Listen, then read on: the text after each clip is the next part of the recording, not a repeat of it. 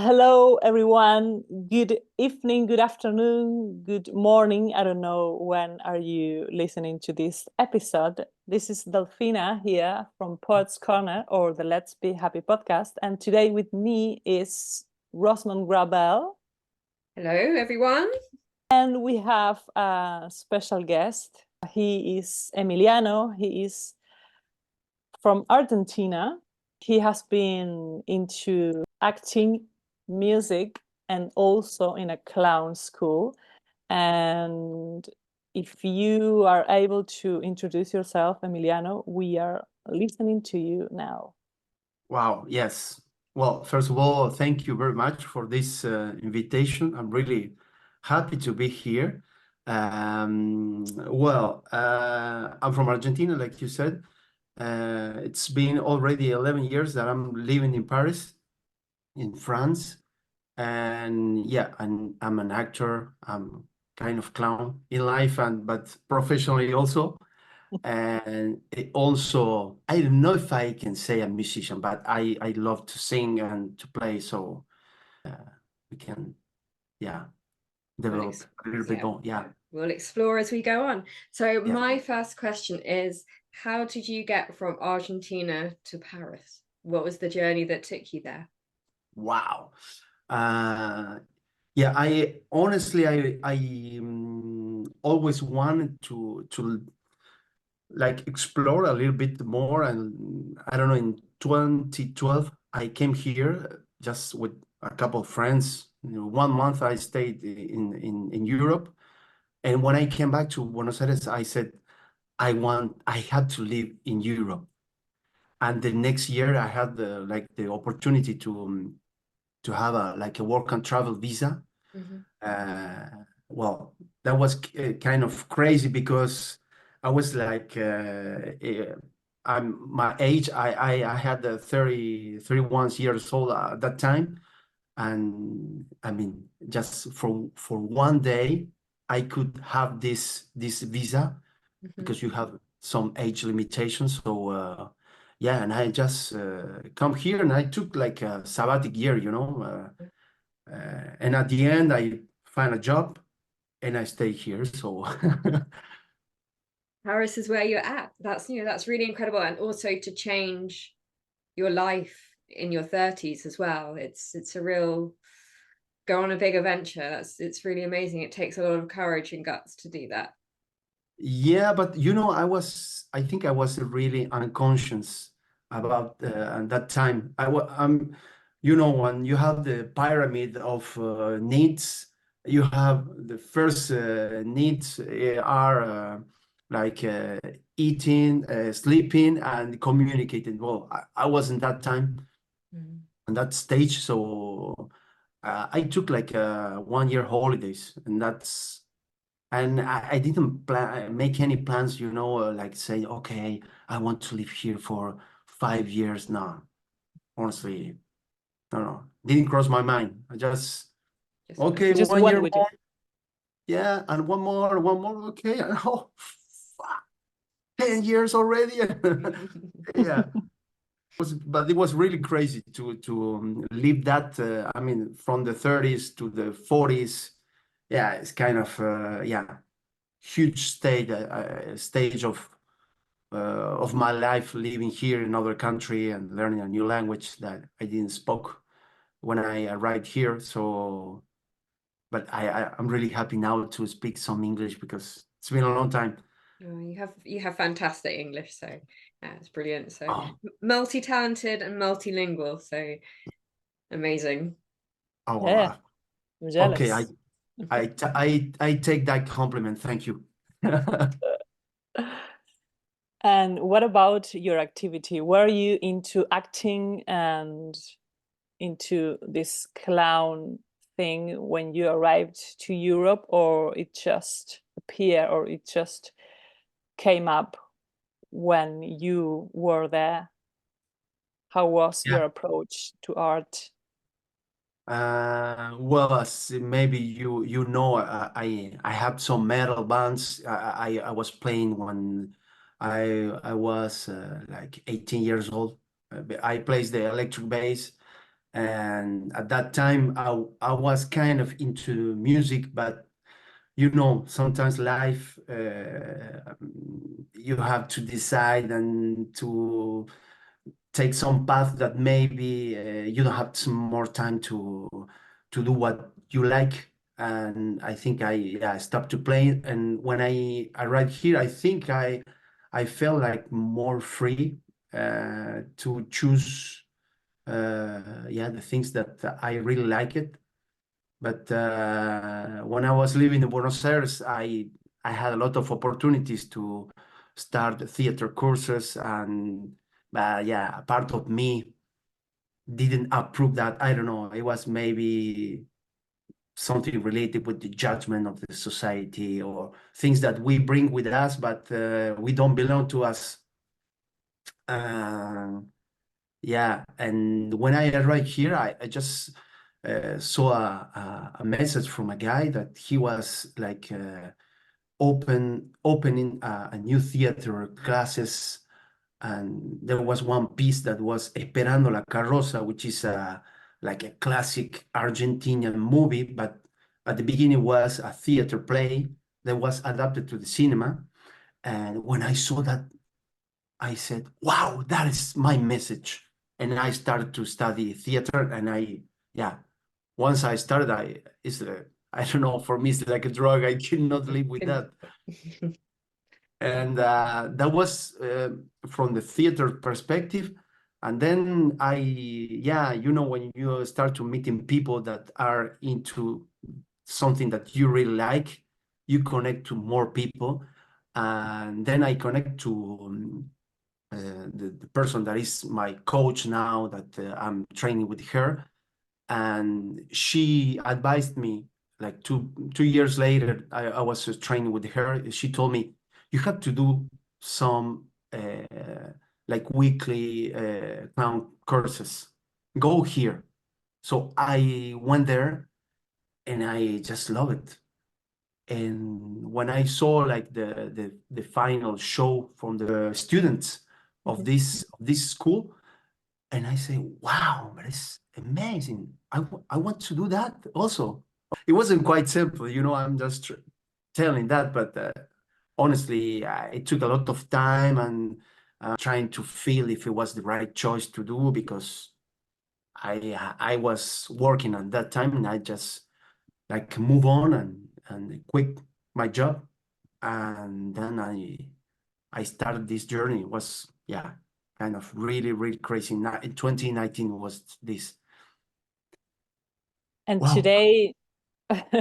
today, how is your routine? Are you more into acting? Are you more into clown? Are you more into music? Do you also have to work? I mean, an office work, or some other kind of job? Or how is your routine? How is a day in Emiliano's life, for example, It's a nowadays? mess. It's a mess. But honestly, I last year I was like working in IT, because I'm an IT engineer, but I honestly I don't like it anymore. I just, if I need money, I do that. But last year I was kind of difficult, because I was doing something that I really don't like it. Mm.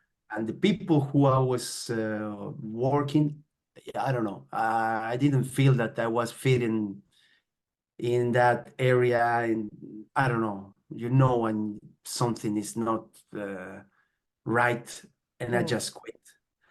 And now I'm just trying to find a new routine, which I don't have now. You say it, you are trying to find it. So you are you are But working on it. It's a work in progress. it's a work in progress, exactly. But one of the things that I'm learning, because is that when you are an artist, it's kind of difficult to have a routine, because it's like really how do you say, flexible, and you have to adapt you to what is happening. And now I'm kind of into like studying more theater and singing. and I have a cumbia band, which is, I don't know, it was kind of awesome, but I Cumbia. really like it. I mean, this is not my project; it's a project of a friend of mine, and I don't Wow. know. I'm just like because I sing a few songs. I play the percussion. I don't know how to say in Yeah, English. percussion. Percussion. Like cymbals and stuff. Yeah, but it's honestly I'm having a blast. Like when we are playing, and that's all what I'm looking for now. How Uh, how do you find sort of like with the acting to the sort of the clown work and the musical stuff? Because I guess for me, I think that theatre would be quite more, and acting would be more, you're taking your energy a bit more inside. I know that you're expressing it, but it's sort of more crafted, I guess, than barriered. Are you okay with that, with your energy, or do you find it challenging, or you like the challenge about how to redirect that and find the emotion and be able to let it through with the text? How are you finding that? yeah, I think everyone is different. And each person have their difficulties. In my case, I'm a guy like a lot of energy, Mhm. but that energy sometimes it can be too much. And I found that like working your anti-mask, I don't know if it is right, is even more interested because it's like the energy is compressed. Yeah. And but I learned a lot in clown school about that because you have to know a lot yourself to be in the present moment. The clown is about that. It's how to take everything what it's happening in the scene with the audience, and at the same time expressing what you are feeling and what you are living, and playing with that because it's a game. Yeah. So, for instance, last year it was first time that I was in a movie, and I had a like small role in a movie that it will be out, I think, in this year. Fantastic. It was kind of really crazy because uh, I honestly, intellectually, I couldn't understand what was happening, but I was doing, and it was my body that was reacting and doing all the work, and I was like, my God, what is happening? Okay, go, you have to do, don't Don't don't ask think. yourself too much. Yeah, exactly. And sometimes I think that's the main problem. Yeah, I saw that in Argentina, here in France. We try to understand everything, and then sometimes there are things that you don't need to understand intellectually. Just yeah, you like it's okay. You Yeah, do. and absolutely, like when I write, and then sometimes I write plays and stuff, and you sort of put dialogue and then you reread it and you think, oh, I can see the connection there and there and there, and it's unconscious, and it's, I guess it's the same thing for you that I can relate to. But yeah, as you said, sometimes you can't think about it because otherwise it won't happen magically, I suppose. Yeah, exactly. It's like I don't know. I'm just putting some images that it comes to my mind is it's like somebody else is taking control, and it's happening. Yeah. Anyways, it will happen. So It uh, flows. It flows. yeah, but it's like somebody take the wheel of the car, and you just go on the seat and just okay, let's go. Yeah, you kind of glide, and it's a good Yeah. feeling. It's a good feeling. It's like, wow. Yeah, it's fantastic what you are saying because it is true. It is true. When you open yourself up and open that channel and you are open to be guided, because if the end is kind of a guide, which is doing the thing for you, it is amazing. It is amazing because, as you said, it takes the control. So you release everything and just go with the flow. Yeah, and I think also, like you said, Delphi, it's about control. We need, as a human beings, we want and we need to have control of everything what is happening. And sometimes, if you lose control, there are a lot of good things and cool things that there are happening because we just release that and to, I don't know, an inner force or something like outside or inside us. I don't know. And Yeah. it is something that comes also when you take the decision to leave your country and say, okay, I'm leaving my country, I'm going to Europe. In our case, we are coming from the same country, and I'm going abroad. I don't know what is going to happen. I just have a one-way ticket, or in my case was like that. I don't know what is going to happen, but I'm open for things to happen, because you kind of feel like there is something more, probably. And I think it's a way to say, okay, I want to release the control. I want not to be in control of the situation, and let's see what happens if I let some other energy takes control. And everything, at the end, everything, it's okay, and it's always end up being okay, as I always says. Yeah, and also that doesn't mean that you are not aware of what is happening sometimes. It's for me, there are two different things. It's be aware of, yeah, okay, I just leave control and that's fine for me. I mean, yeah, it's easy to say, but not easy to do. Then you have to actually do it. Oh, what I have done. Now I need to get a job, I need to get a house, I need to pay this, I need to eat, I need to be happy. Yeah. Yeah, absolutely. I think I remember reading somewhere that, you know, it's kind of a Buddhist thing that says that you sometimes about giving up control and thinking about what your life should be, or what you see your friend's life being, or what culture says you should be doing, or how you should be being. It's like you have to give that up, and you can get really bitter quite quickly about, oh, I don't have this, I'm not living that way, or I'm not living like that. And it's actually your story and your flow will be different, and you kind of have to trust in that sometimes. And I think, yeah, you not be silly, you know, and not sort of be in the gutter and poverty and being ill and all that kind of stuff, but kind of just allow yourself to have your own story and see that rhythm and that beat and that music for yourself and for your life, and kind of go for it with sensibility. I suppose.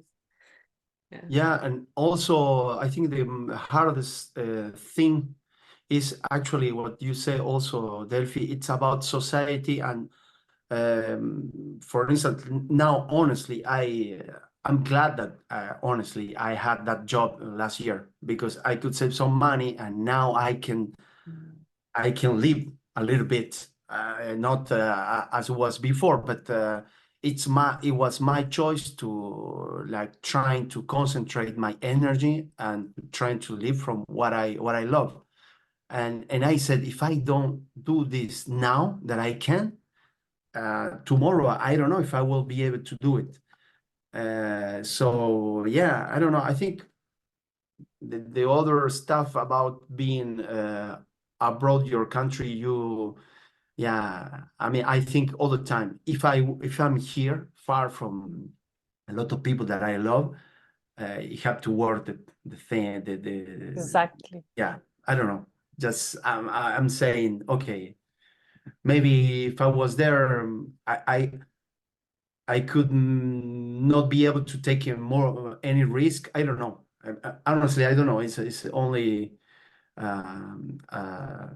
supposition, but I'm here now, so I prefer to take the risk. Yeah. Absolutely. And was it a French movie, the one that you mentioned that you was working in? A Yeah, French film? it is a French film. It's called Emilia, and now I can say it was kind of crazy because I couldn't speak about too too many people. This because I had a contract and I could not tell anyone. So it was really awful. It was like my birthday last year, and I was, yeah, I'm really happy. Okay, why we are so happy? Okay, I'm happy because tomorrow, yeah, I'm rolling for a film. Oh, which kind of film? No, I cannot tell you. Okay. Oh, sorry. I was a French, but honestly, I don't speak, so it was cool.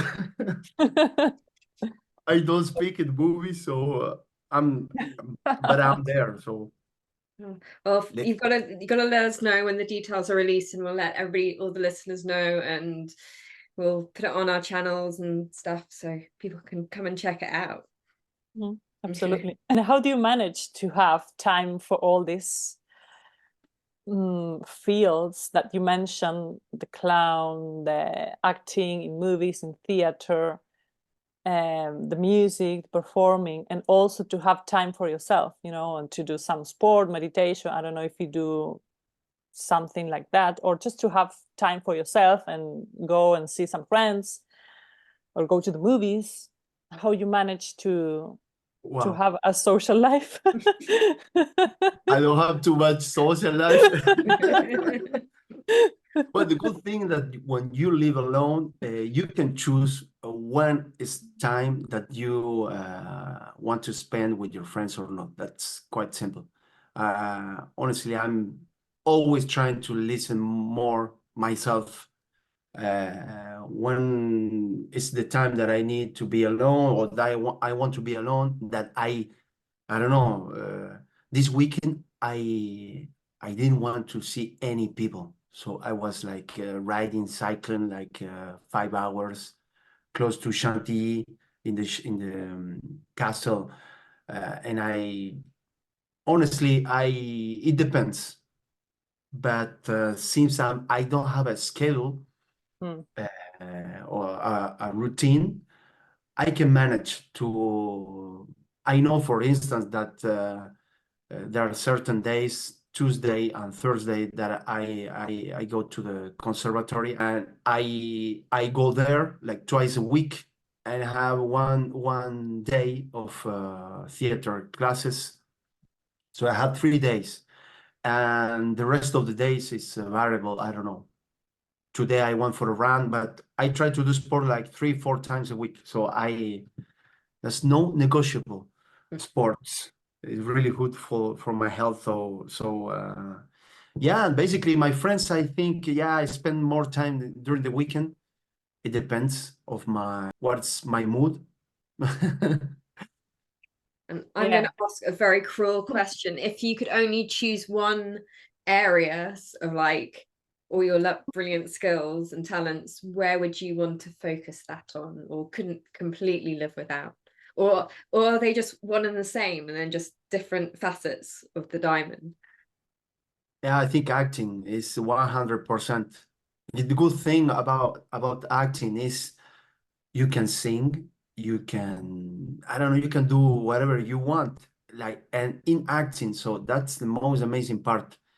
You could do comedy also, musical comedy. So it's a really wide spectrum of what you can do. So this is why it's difficult for me to define myself, say I'm a comedian, I'm clown, I don't know.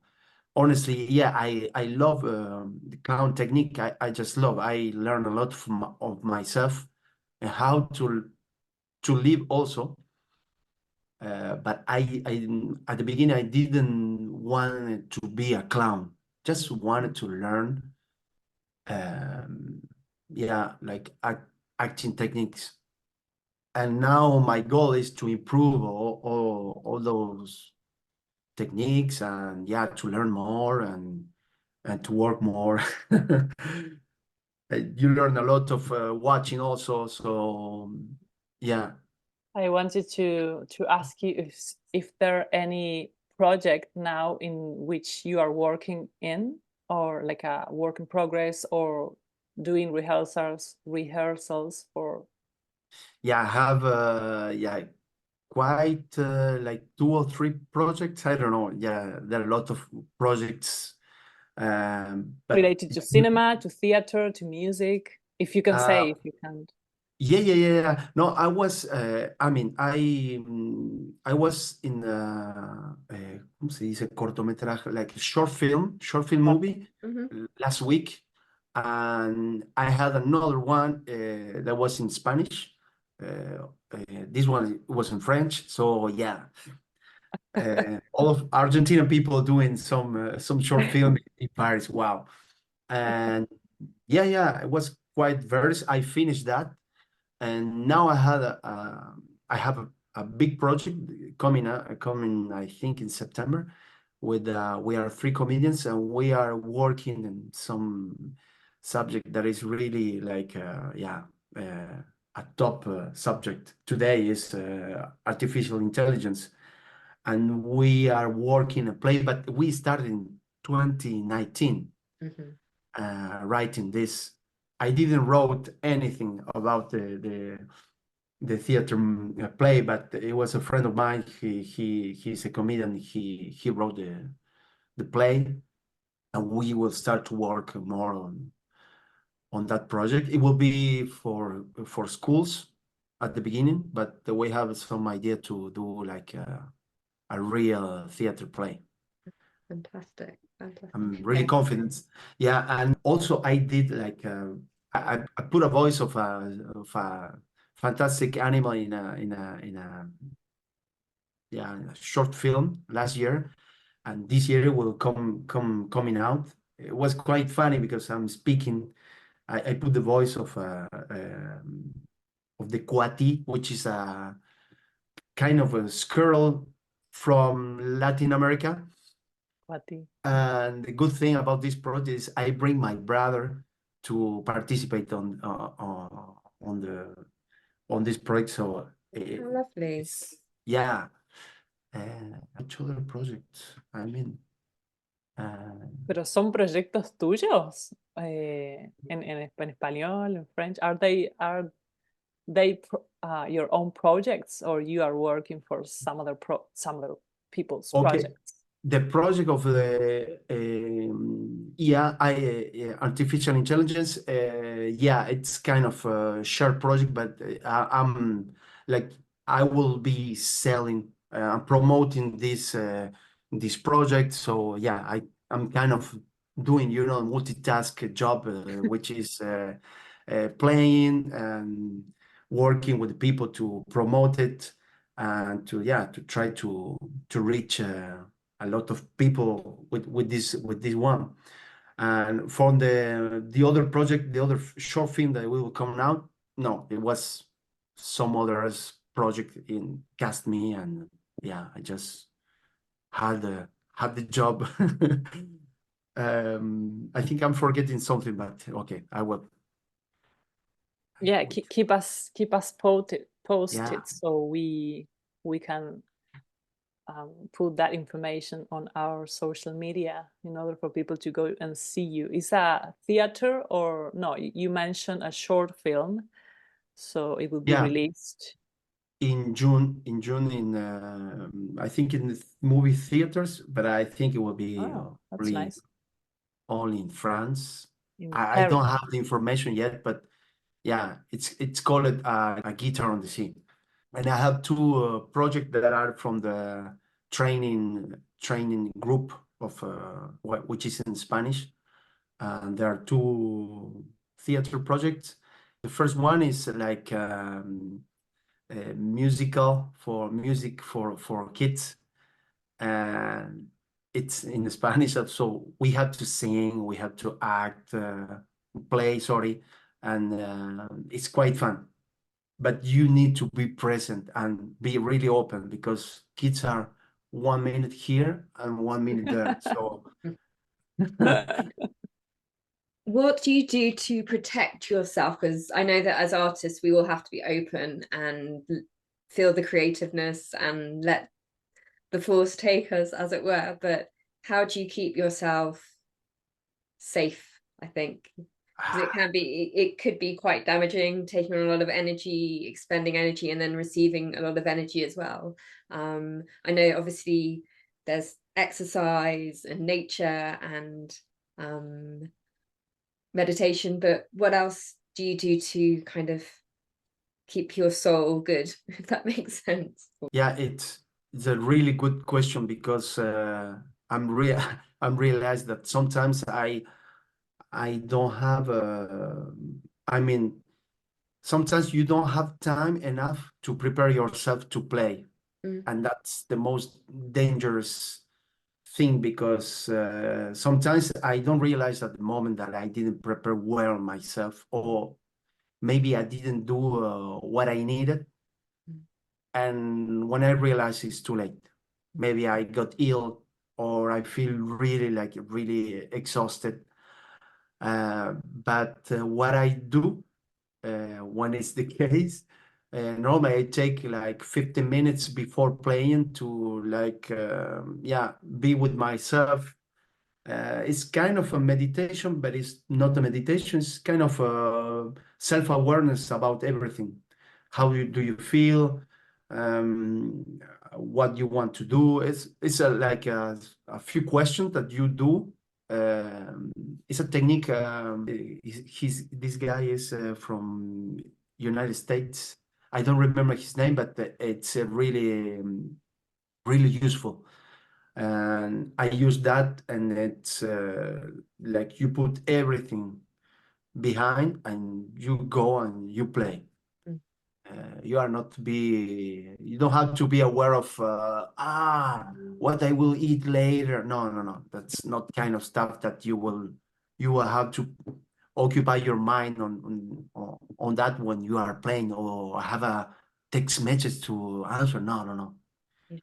Because it's the thing about any artist in whatever field is, we're good at what we do because we are so sensitive, but then that means we're also sensitive to everything, and that can be very overwhelming. And unless you've got techniques to drain that energy away, or refine yourself, or guard that little piece of yourself which is always you, it could be quite overwhelming and damaging. So it's really interesting about what you've done, what you do. Yeah, and sometimes when I know that I don't know, I was especially in clown, when you are too open, sometimes it's not good for you because you have to protect also. Be open when you need it, and then you close your chakras. I don't know if it's the right word, but I technically I don't know, but I feel it later. So I think most of the times when I feel that, I'm trying to find a balance and to say, okay, I was maybe too open. It requires a lot of awareness of yourself and what is happening. And then I don't know if you need to cry. Just do what you did later, because it cannot be stuck here. Yeah, no, that's really, really good advice. I think, it's good to hear how you deal with it for all the people listening as well, I think. It's an amazing experience. Is there any other way, like a way out? For example, writing, is that also a way out of your feelings or your emotions, for example, or just physically? Because we have been talking about your fields and all of them are kind of physical. And also when you want to take some time out, you go and ride your bike, and that is also a physical skill. Is there any writing on your life, or you don't do it? Yeah, I do that, but in clown school we had like technique. We studied a technique that is called I will try to translate. I don't know if it's in English makes sense. It's like verbal diarrhea. It's called logore in French. And the idea basically is sometimes you don't need to think what you want to write. You just want to like express yourself. Maybe it doesn't make any sense. And we did that in clown school, but it was honestly really strong. Te acostas. You lie down. Yeah, lie you down lie on the down, floor. lie down in a yoga mat, for instance, or whatever, and you just close your eyes and just try to concentrate a little bit in your body, in the points of contact of your body, and then you try to say what it's coming to your thoughts. You just say. You can stay like lay down like 30 minutes, something like that, or 15. Maybe you can try, I don't know, 15 minutes.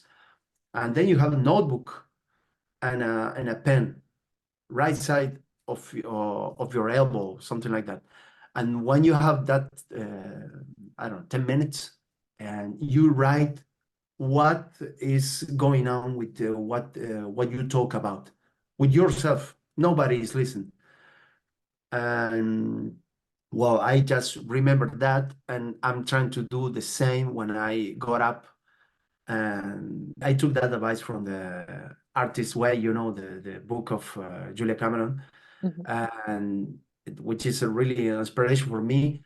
And yeah, I don't go to the toilet. I try to do the first thing that I do in the morning is like turn on the light here. I just try to write with the eyes not so open. You have a And lot I of think discipline. not every day, but I'm kind of obsessional about this because I know that if there's one day that I didn't wrote, I'm just trying to panic and say, shit, no, wow, why? No, okay, I will write at night. So sometimes like I'm more from night. I like to stay in silence. Outside, I open the window but I don't read what I write. I just You don't have write. to. Yeah. And maybe I read in 6 months. I like to read what I wrote 6 months ago. But honestly, at the beginning it was okay. I had to write something that makes sense. And I don't know, 2 months later, I say, no. Wow, you are Yeah. putting a No. lot of pressure on writing. You are not. You don't need to know how to write. Just write, and then you see what happens. Yeah. Yeah, I think it's a different process. When you try to think what you want to write, it's different. It's quite different when you are opened. You open channel, or as you said before, you lay down and you allow your emotions to show up and write about that. It's a kind of a different process. So if you want more like a therapy process, it is the way it is. You just sit there, or when you feel connected with yourself. I always say this, I also write when I'm feeling connected with myself from another source, not from my thoughts. And I always emphasize that it's a different kind of process. And for me, it's therapy as well. And as you are saying, it's kind of a therapy. So keep your writing, your daily writing. No, just kidding. I know you Yeah, do. journalism is really good because you can be aware of what is going on in your life that separates you from being content, from having that joy. Sometimes you feel, as you said before, you feel angry, or this is shit, or Paris, or whatever, and then you realize that there is something else. So if you sit down and write about it, not to think about it, but just write, and you can probably read or not, you can also be aware of what is going on in your life that is separating you from being content and making you feel angry or stressed or whatever. I understand that the process. I never do, that kind of process of thinking about something and writing. I had only one experience that was like it marked me a lot. That I wrote. I was in a coffee, and there was mysterious guy, like sir, 60 years old, and he started to make me, I don't know, he made me some signs. Well, at the beginning, the short story is he was like 2 minutes later, like talking about his life with me and a friend of mine. And I said, what the fuck? I don't know why he is here. And you know, in Paris, small cafes, small tables, you don't have too much space. And he told me the story of his life. At the end, he told me, yeah, you know, I spill out the coffee when I live here. Wow, what? Why? Because it's a shitty coffee, but it's not so expensive. So yeah, okay.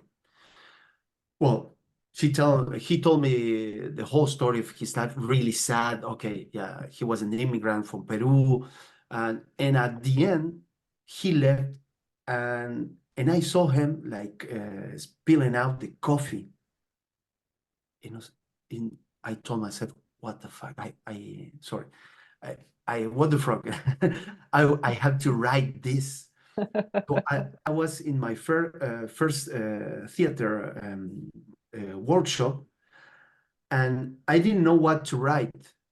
And I told this story to the guy that was handling this workshop, and he told me, "Man, okay, you have to do that. You have to tell the story of this guy." So I just, yeah, I ran to my home and I was writing every word because I remember everything, all the details. And yeah, and it was really crazy because at the end I did that like a monologue. It was, yeah, it was really crazy, and I would like to use that like making maybe a short film. That's, yeah, it's a project. It's an idea more than a project, but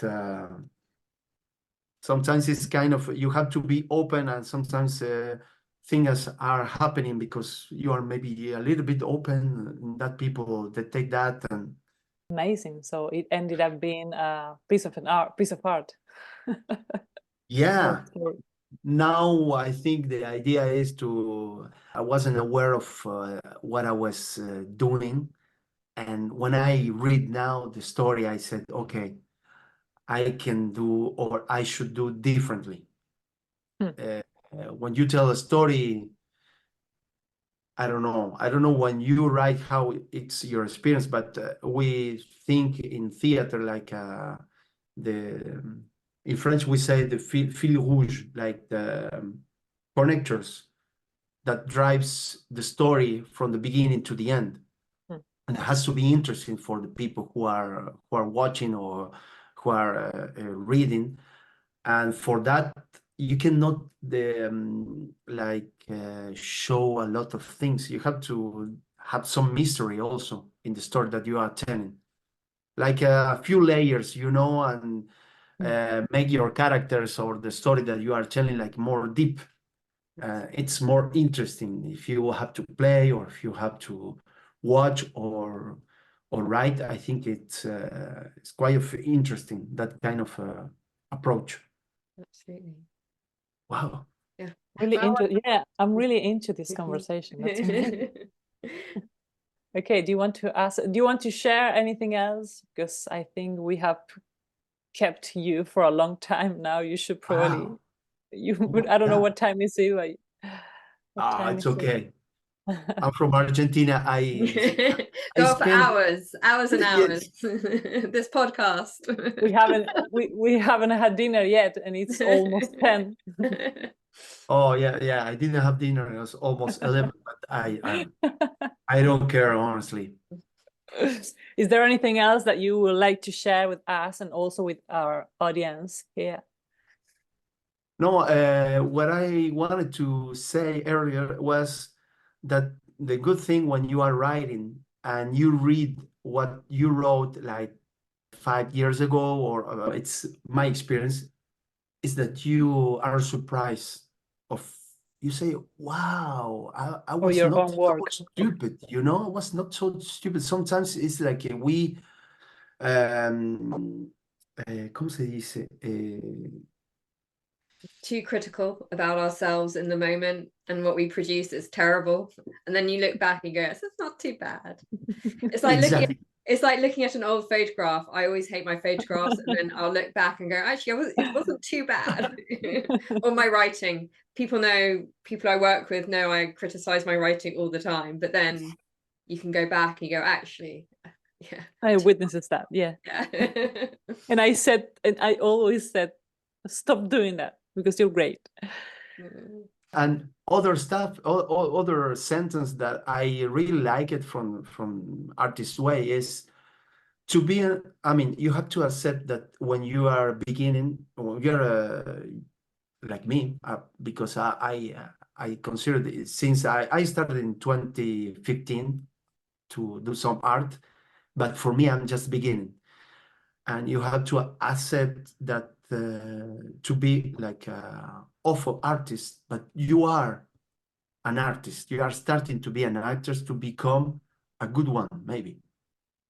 But you are already an artist. So yeah, I think we are too hard on ourselves sometimes. And yeah, it's good to remember. Sorry, and I think part of that is because even though when we are around artists and in an artistic and creative community, it's really good, but the art comes from within and ourselves. So we are still within ourselves when we create the art. So to make it better, you are more critical on yourself to get yourself to that higher level, but then it can become too hard, and then it can be too critical, and then you're not moving forward.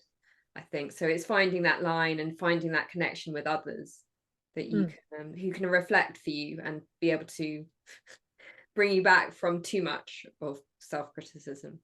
Yeah, and also I think I really agree with that. And also, I mean, in my case, and I think a lot of people do that, we compare with other artists, with other people, and you have to also accept your limitations. Sometimes, I mean, honestly, I was really critical about myself, but I was like pushing myself too hard. And I say, I'm just not enjoying. So I said, no, like clean sheet. We say that, no? Clean the slate. Yeah. We just start to enjoy what I'm doing. That's all. And then the rest, it will come or not. But if not, we lose that pleasure to do what we are doing. Absolutely. Exactly. Yeah, I completely agree with that. And I think it's a beautiful line to end the podcast with. To end the podcast with. Yeah, amazing. I totally agree. Please keep in touch, Emiliano, and then hopefully in the future we can have you back. And we'll let everybody know on social media and our channels about all your projects. So please keep us in the loop.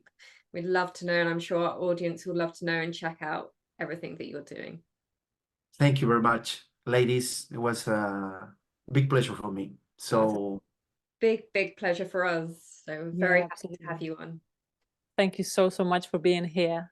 And yeah, it was an honor. It was really interesting, all about your journey, navigating art. Yeah, thank you for sharing it with us.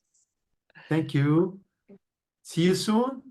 Yeah, see you soon. And bye that bye. was the end of our 5th episode of I think it might be our 6th episode or 8th. That is all for today. So thank you so much to our audience for being there. And this has been another episode of Poets Corner, or the Let's Be Happy podcast. Yeah, see you soon. Stay tuned for more. Bye. Cheers. Bye. Bye-bye.